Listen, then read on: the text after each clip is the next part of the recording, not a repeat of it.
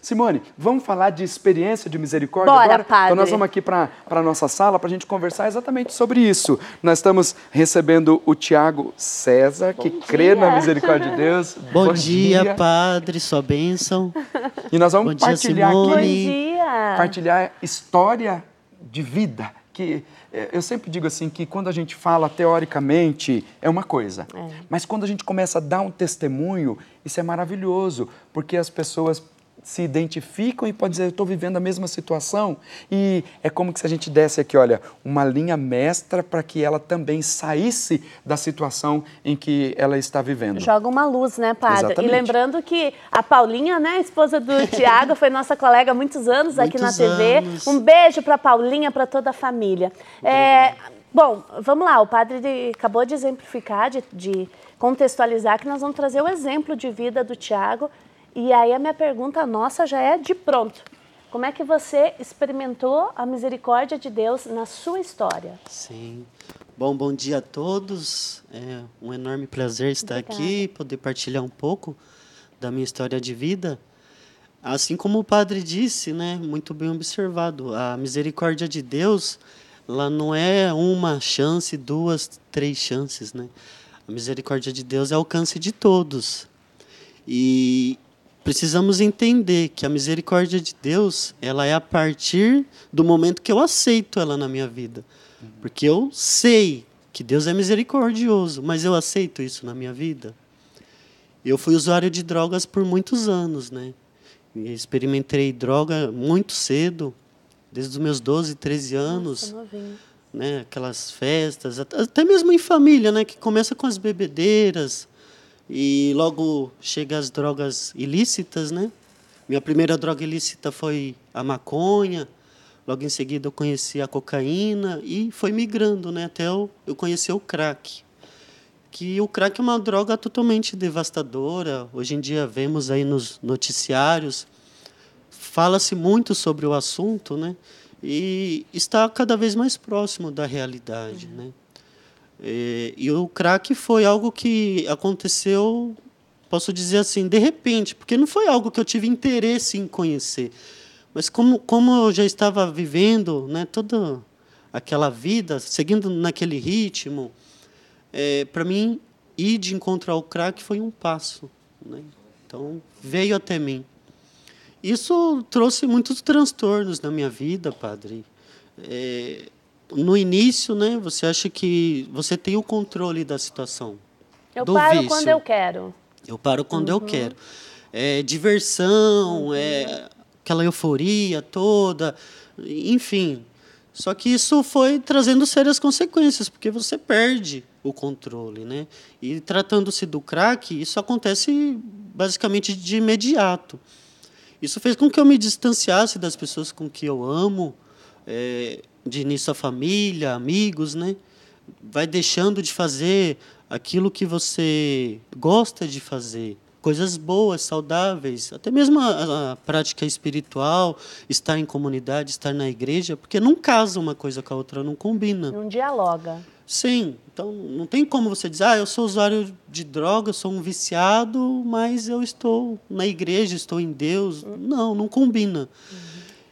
Tiago, E eu digo isso... Eu queria só te interromper para esclarecer uma coisa aqui com o pessoal que está em casa, né? Você começou dizendo assim, mesmo lá na família, com as bebedeiras, com as pseudodrogas, né? Chamadas drogas lícitas. Eu me surpreendo algumas vezes, porque hoje em dia está muito na moda os jovens ficarem fumando, não sei se chama fumar, aquele narguilé. Narguilé, sim. E aí, um dia eu me surpreendi, porque as pessoas que estão próximas a mim, eu gosto sempre de chamar a atenção. Falou, por que você está fazendo isso? Falou, isso não faz bem para você. E alguém me respondeu assim, não, mas a minha mãe sabe e ela autoriza aquilo que eu estou fazendo. Só que aí a porta que se abre para que outras coisas ruins comecem a acontecer na vida, a pessoa vai no caminho da miséria, na miséria não no sentido de não ter nada, mas na miséria que vai denegrindo a pessoa. Eu quis só te interromper para falar dessa coisa, para conversar com você que está em casa, para tomar cuidado com isso, porque uma coisinha que começa a acontecer dentro de casa, uma permissão que você dá para o seu filho, e às vezes tem pais e mães que permitem que o filho até menor de idade comece a experimentar alguma coisa. É uma Especialmente porta, a bebida alcoólica. Exatamente, é uma porta que se abre para que a pessoa se afunde na miséria. Queria só interromper para dizer isso, mas em seguida eu tenho uma pergunta para fazer para você. Porque você começou falando que experimentou as lícitas, depois da ilícita começou com a maconha, aí depois vai para outra e vai para outra. E acaba indo no profundo da miséria humana. Existe um momento na vida de uma pessoa que é dependente químico, que está nessa miserabilidade de vida, qual é o momento que ela reconhece que precisa de ajuda? Sim. Tem um momento específico? Sim, assim, casos e casos, né? Tudo que é bom ou ruim acontece dentro da família. Então, eu quis trazer isso porque eu venho de uma família muito boa. E quando o padre traz essa fala, os pais permissivos, né, que talvez tenha essa dificuldade de enxergar lá na frente. E realmente, uma coisa leva a outra. Né? A bebida alcoólica, na juventude, ela causa danos não só para o organismo, mas para toda a vida. Né? A estrutura vai abaixo. Quando um dependente químico ele perde o controle do uso, né, da substância, ou seja, quando ele já não usa mais a droga, né, a gente costuma dizer assim, a droga usa ele.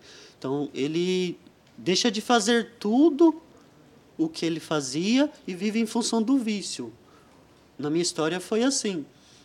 E eu comecei a perceber, né, talvez isso até antes, mas eu comecei a dar importância para isso quando eu me vi a minha imagem, porque eu sempre me preocupei com a minha imagem. Eu virei um monstro, né? um zumbi.